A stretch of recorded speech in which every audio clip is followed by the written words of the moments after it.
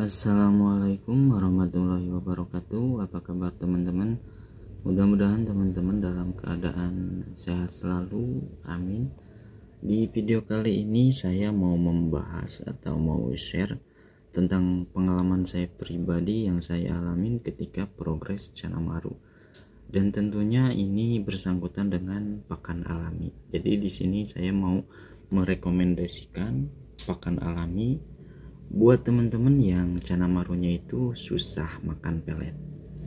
Nah, di sini apa aja untuk yang pernah saya pakai atau udah ada hasilnya, teman-teman bisa bantu like dulu sebelum lebih jauh saya membahasnya. Tonton video ini sampai habis dan mungkin bisa di-share juga.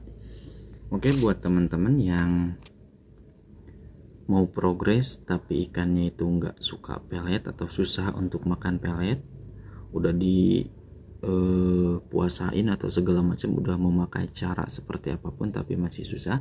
Nah, teman-teman jangan khawatir karena bisa pakai pakan hidup, karena sejatinya ikan cana itu predator ya, pemakan segala macam ya gitu, apalagi di alam itu nggak pernah makan pelet.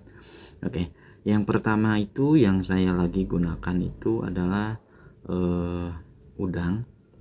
Nah, untuk udangnya sendiri itu bisa dibilang bukan udang sih, jadi ya yang kecil-kecil itu, nggak tahu itu namanya apa. Nah, saya itu menggunakan pakan itu. Nah, kalau teman-teman yang misalkan mau progres, coba cari di toko online itu kayak udang, dan udang pun itu banyak, tapi teman-teman itu harus mengambil yang enggak untuk warna untuk udangnya kayak gitu. Jadi fokus ke cabung, dan salah satunya kalau nggak salah itu ada yang di toko pemilik pelet BD. Nah, di situ ada, dan di situ kalau yang saya baca dan saya pakai juga itu untuk selingan pelet BD-nya gitu. Tapi karena ikannya itu nggak suka pelet, ya nggak apa-apa, pakai itu aja. Dan untuk hasilnya teman-teman bisa lihat tuh, walaupun pakan hidup ini bisa keluar cabung.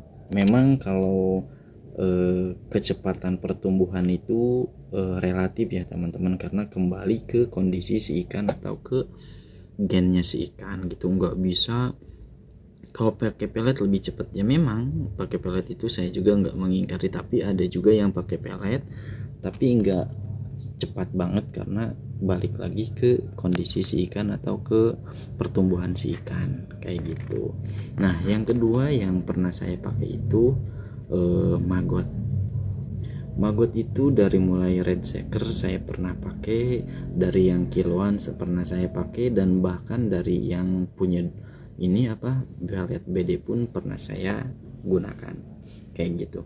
Dan untuk hasilnya menurut saya itu bagus kayak gitu. Itu bisa dipakai buat teman-teman kayak gitu. Nah, untuk yang selanjutnya saya sedikit menyinggung. Kemarin itu ada yang berkomentar di kolom komentar, dan komentarnya itu seperti ini, dan saya tuh sempat berkomunikasi walaupun hanya lewat komentar. Dia bilang, "Bang, kok Canamaru saya nggak mau makan maggot?" Nah, terus saya bilang di situ udah pernah dipuasain apa belum? Dia pernah katanya, tapi tetap dilepehin atau dimuntahin, nggak dimakan. Lalu saya bertanya lagi, pakan sebelumnya itu apa? Dan pakan sebelumnya itu jangkrik sama udang. Nah, buat teman-teman kalau misalkan seperti itu, coba puasakan lebih lama, dan ketika dia sudah lapar itu diajak main dulu pakai maggotnya, lalu kasihinnya itu nggak usah langsung banyak, 1 biji aja. Nah, ketika 1 biji itu udah dimakan, nah teman-teman itu bisa mengulanginya seperti itu.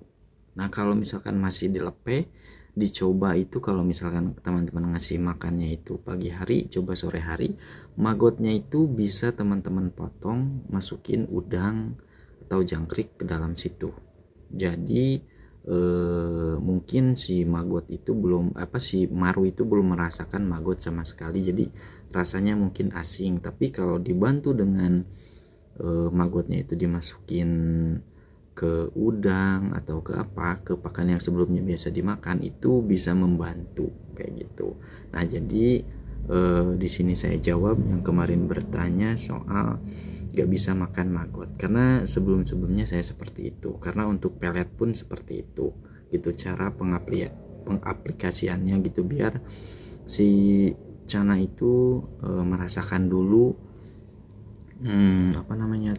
si makanan itu sendiri gitu, atau si maggot itu sendiri. Nah oke, yang selanjutnya saya itu ulat Hongkong sama ulat Jerman. Di situ saya sering pakai juga karena selain murah gitu, dapat mudah didapatkan gitu, dan lebih ke murah sih kalau saya pribadi gitu, dan simpel juga kayak gitu. Namun untuk kekurangannya sendiri, kalau misalkan dikasih ulat Hongkong yang warnanya itu coklat, biasanya si air itu kalau cepat kotor enggak, tapi banyak yang mengambang kulitnya yang enggak bisa dicerna kayak gitu. Dan untuk pertumbuhan kebungannya sendiri itu menurut saya itu lumayan bagus dan cepat untuk kecabung kayak gitu, entah itu mau ulat Hongkong atau Jerman ya teman-teman. Dan untuk ikannya sendiri nih teman-teman bisa menilai tuh, cabung dan hampir ke bagian bar depan, karena bar depannya itu agak sedikit pucat jadi nggak terlalu kelihatan. Tapi kalau untuk yang bar belakang itu dari 3 ke belakang atau 4 ya itu sudah mulai banyak, dan ini tumbuhnya dari atas, begitupun dari bawah. Kalau secara langsung dilihat itu tumbuh ya atas sama bawah. Nah ini tuh ikan yang full pakan hidup, nggak pakai pelet sama sekali. Nah untuk yang selanjutnya itu jangkrik.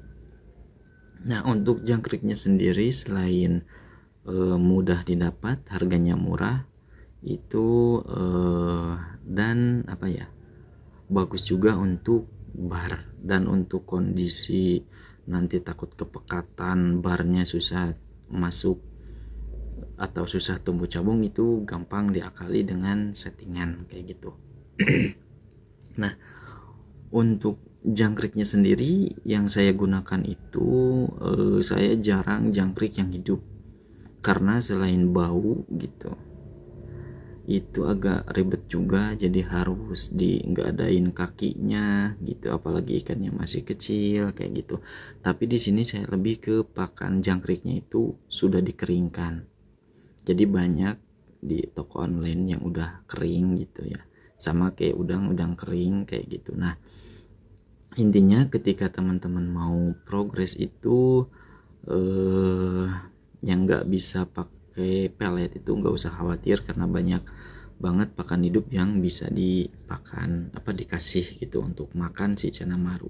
Nah untuk cacing saya itu belum pernah ya, karena memang mudah didapat tapi harus dicari kayak gitu. Tapi kalau untuk yang tadi saya sebutkan kayak ulat Hongkong, ulat Jerman, jangkrik, udang, maggot itu udah banyak di toko online.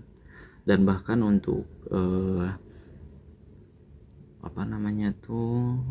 ulat Hongkong atau ulat Jerman itu bisa didapatkan di toko burung. Dan mungkin itu lebih mudah kayak gitu, dan lebih ringan juga soal di budget kayak gitu. Nah itu aja yang pernah saya pakai. Dan untuk kondisi si ikannya itu teman-teman bisa nilai sendiri ikannya yang ini, karena selama saya keep ini dari kecil sampai sekarang itu pakai pakan hidup ya.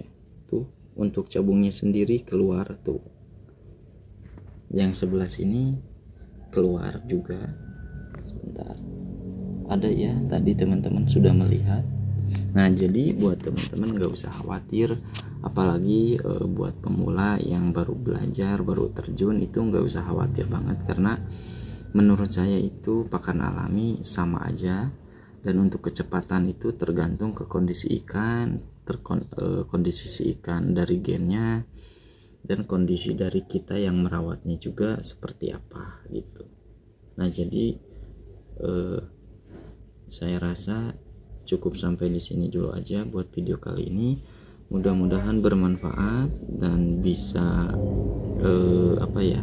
terselesaikan masalah yang teman-teman lagi hadapi, yaitu susah makan pelet kayak gitu. Mudah-mudahan bermanfaat dan bisa jadi motivasi buat teman-teman semua. Oke, saya rasa cukup sampai di sini. Dan jangan lupa untuk subscribe, like, share, dan komen di kolom komentar. Bye bye.